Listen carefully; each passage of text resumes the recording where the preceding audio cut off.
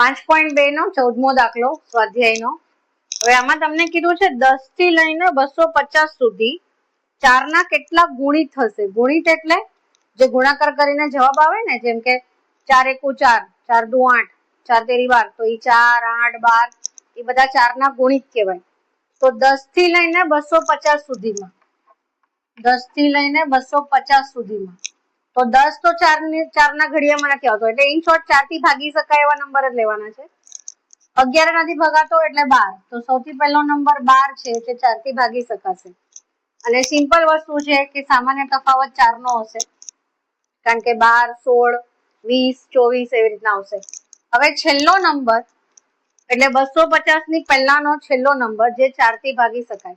હવે 4 ની ઓલી શું છે, વિભાજ્યતાની ચાવી, તો છેલ્લા બે નંબર જે હોય એ અગર 4 થી ભાગી શકાય તો આખો નંબર 4 થી ભાગી શકાય. તો 50 4 ના ઘડિયામાં નથી આવતો. 11 ચોક 44, 12 ચોક 48, 13 ચોક 52, તો 50 નથી આવતું. તો કયું મેં કીધું, 12 ચોક 48, 13 ચોક 52, તો 52 તો મોટો થઈ ગયો એટલે 52 આની ઉપર જતો રહેશે, એટલે એની પહેલા શું આવ્યું, 12 ચોક 48, એટલે છેલ્લો નંબર જે છે એ શું હશે, 248. આ છેલ્લા બે ડિજિટ્સ જોવાના, છેલ્લા બે આંકડા, ઈ અગર 4 થી ભાગી શકાય ને તો આખો નંબર 4 થી ભાગી શકાય. 8 માટે 3 ડિજિટ જોવાના છે. 8 થી કોઈ નંબર ભાગી શકાય છે કે નહીં ઈ જોવા માટે 3 લેવાના હતા. આમાં તો 3 જ છે, તો ઠીક છે, પણ આપણે અત્યારે 4 નું કરવાનું છે. તો જો 4 6 24, 4 દુ 8, પૂરું ભાગી શકાય છે. 49 4 ના ઘડિયામાં આવતો નથી, 50 બી નથી આવતો, એટલે છેલ્લો નંબર આ, પહેલો નંબર આ. હવે સિમ્પલ વસ્તુ છે, એ એન ગોતવાનું છે, a plus n minus 1d, તો 12 વત્તા n માઇનસ 1 4, અને આ છે 248, તો 248 minus 12 is equal to n minus 1 ગુણ્યા 4, તો 8 માંથી 2 જાય તો 6, 4 માંથી 1 જાય તો 3, પછી આ 4 વડે ભાગવાનું, n માઇનસ 1, 4 પંચા 20, 3 બચ્યા, 4 નવા 36, અને 59 plus 1 is equal to n, તો n બરાબર 60. તો આ દાખલો થોડોક ઈઝી લાગે છે, તો આ બહુ નાનો વિડીયો બન્યો છે, તો હું ટ્રાય કરું 15મો દાખલો અગર નાનો એવું બનતો હશે ને તો આમાં કન્ટિન્યુ કરું. ઓકે, 15મા દાખલામાં શું સમજવાનું છે તમારે, તમને બે અલગ અલગ સમાંતર શ્રેણીઓ આપેલી છે, અને બંનેના જો પહેલા પદ પણ અલગ અલગ છે અને સામાન્ય તફાવત પણ અલગ અલગ છે. તો આપણને એમ પૂછ્યું છે કે આના કોઈ એક પદની કિંમત સરખી છે, તો એ કયા પદની કિંમત સરખી છે એ આપણે ગોતવાનું. તો એ આપણને ખબર નથી, કેટલા પદ લેવાના છે એ બી આપણને ખબર નથી, તો આપણે ખાલી nમું પદ ગોતવાનું, બંનેમાં nમું પદ ગોતવાનું. તો હવે આમાં જો a બરાબર 63 છે અને d બરાબર 2 છે, n આપણને ખબર નથી, અહીંયા a બરાબર 3 છે અને d બરાબર 7 છે, 10 માંથી 3 જાય તો 7, તો બંનેનું પહેલા આપણે nમું પદ ગોતીએ.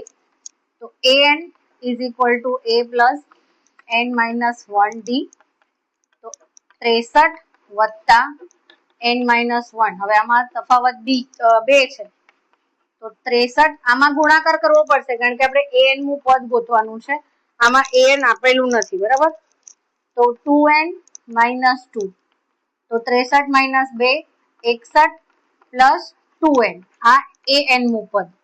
સેમ એવી રીતે આપણે અહીંયાનું ગોતીએ, તો an is equal to a plus n minus 1d, 3 વત્તા n minus 1 7, 3 વત્તા 7n minus 7, તો 3 minus 7 minus 4 plus 7n, બરાબર છે. હવે આનું nમું પદ આ અને આનું nમું પદ આ. હવે આપણે એવું કન્સિડર કરવાનું છે કે આ બંને સરખા છે, તો એ બંનેને સામ સામે મૂકવાના કે આ nમું પદ બંનેનું સરખું છે.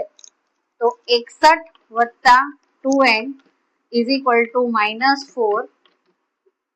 હવે આ બંને પદ સાથે કરી લેવાના, એટલે -4 છે એને આ બાજુ લાવો તો +4, અને આને આ બાજુ લઈ જાઓ તો 7n માઇનસ 2n, તો 61 ને 4 65, 7 માંથી 2 જાય તો 5n, તો n બરાબર 65 ભાગ્યા 5 તો 13, n બરાબર 13.